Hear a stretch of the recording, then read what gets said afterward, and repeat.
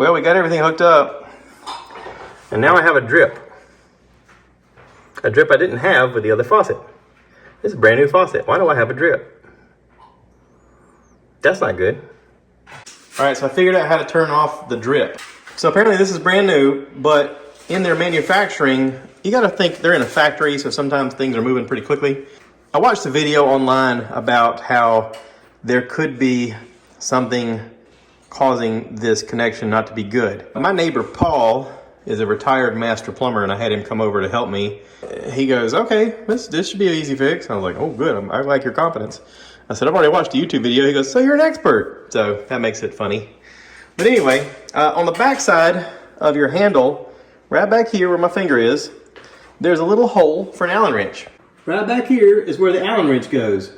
Now you gotta have the valve open in order for the Allen wrench to take off the handle. So it's best if you have your water off. Turn the water off, had this in the open position, was able to undo the Allen wrench and pull it out. I didn't want to remove the screw altogether, so I just loosened it enough to get it off. Once it was off, there's it's like a plasticky piece that looks like this stuff. It's a little nub that goes around this little thing. You push it in and twist it, and it comes out.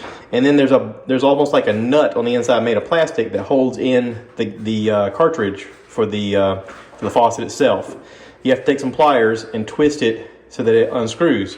Once it unscrews, Mr. Paul said, hey, how about grab some paper towels and just rub it around the inside of there. He goes, there might be some debris that's causing it to maybe have a little bit of a gap.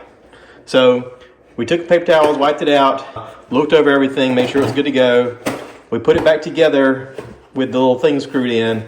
We tested it out, turned the water on, and opened up the valve, and nothing leaked. So we're going to call that fixed.